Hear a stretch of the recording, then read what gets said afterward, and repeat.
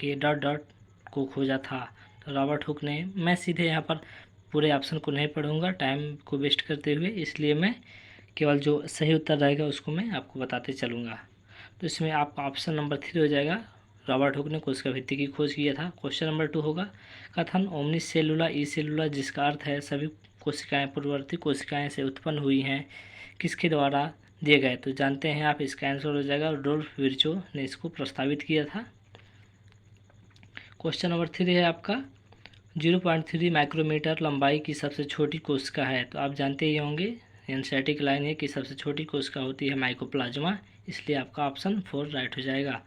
Question number 4 है, निम्नलिखित में से कौन सी एक प्रोकैरियोटिक कशाभिका की संरचना नहीं है?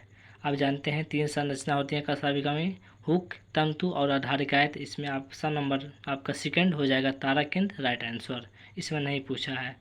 क्वेश्चन नंबर 5 है, जीवाणुविक कोशिका में डॉट डॉट लघुसूक जैसे तंतु हैं जो कोशिका के बाहर प्रवर्ध होते हैं। तो कोशिका के बाहर एक फिम्बरी होता है जिसे झालर कहते हैं, पिलाई होता है जिसे रोम कहते हैं, और फ्लैजिला जिसे सीलिया होता है। इसमें आपका ऑप्शन नंबर हो जाएगा 4th, फिम्बरी, क्योंकि लघुसूक जैसी संरचना केवल फिम्बरी की होती है। क्वेश्चन नंबर 6 है, केंद्रक की खोज डॉट डॉट द्वारा डॉट डॉट में की गई। तो केंद्रक की खोज रॉबर्ट हुक ने, केंद्रक का खोज रॉबर्ट ब्राउन ने 1831 में किया था, माफ़ कीजिएगा गलत हो गया।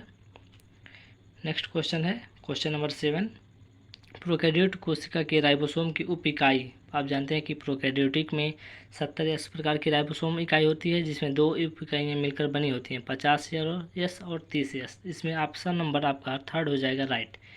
क्वेश्चन नंबर 8 है, प्रोकैरियोटिक कोशिका के आनुवंशिक पदार्थ को कहा जाता है? ऑप्शन ए है केंद्रक, ऑप्शन बी है तारककाय, ऑप्शन सी है केंद्रकाय, लेकिन इस केंद्रकाव रहेगा, और यहाँ पर आपका ऑप्शन नंबर सी भी सही हो जाएगा, लेकिन यहाँ पर कुछ मिस्टेक दिया हुआ है, केंद्रकाय, यह रहेगा केंद्रकाव। तो इसको आप बना लीजिएगा, जिसको इंग्लिश में न्यूक्लियोइड कहते हैं। क्वेश्चन नंबर 9 है, निम्नलिखित में से कौन सी रिक्तिका अमीबा में परासरण नियमन में सहायक है? गैस रिक्तिका, खाद्य रिक्तिका, संकुचनशील रिक्तिका, रस रिक्तिका। तो इसमें आपका ऑप्शन नंबर हो जाएगा 3rd सही, यानी कि संकुचनशील रिक्तिका। नेक्स्ट देखते हैं क्वेश्चन नंबर 10 है आपका, रिक्तिका जो प्रोटिस्टों द्वारा निगले गए भोजन के कणों का पाचन में सहायक होती है। इसमें ऑप्शन नंबर आपका हो जाएगा 4 सही, यानी कि खाद्य रिक्तिका, जो भी एनसीईआरटी की लाइन से ही क्वेश्चन बना है।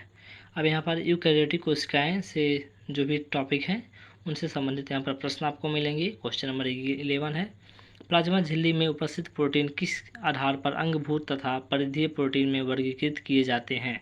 आप जानते हैं कि केवल झिल्ली से निष्कर्षण के आधार पर, यानी कि सुगमता के आधार पर प्रोटीन को यहाँ पर विभाजित किया जाता है, एक अंगभूत और परिधीय प्रोटीन। क्वेश्चन नंबर 12 हो जाएगा, निम्नलिखित में से कौन सा कोशिकांग प्रोकैरियोटिक तथा यूकैरियोटिक कोशिका दोनों में पाया जाता है? आप जानते हैं मेसोसोम केवल प्रोकैरियोटिक में पाया जाता है, गाल्जी काय यूकैरियोटिक में, सूत्रकणिका यूकैरियोटिक में। इसमें आपका ऑप्शन नंबर बी हो जाएगा राइबोसोम, जो कि दोनों में पाया जाता है, राइट।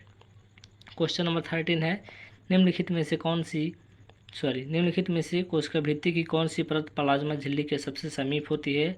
आप जानते हैं 3 परत होती हैं, प्राथमिक, द्वितीयक और तृतीयक, जिसमें जो प्राथमिक पहले बनती है वह समय के साथ वृद्धि होती जाती है और वह बाहर की ओर होती जाती है, इसलिए आपका ऑप्शन नंबर 3rd यानी कि तृतीयक भित्ति हो जाएगा अंदर की तरफ, और अंदर आपकी प्लाज्मा झिल्ली होती ही है।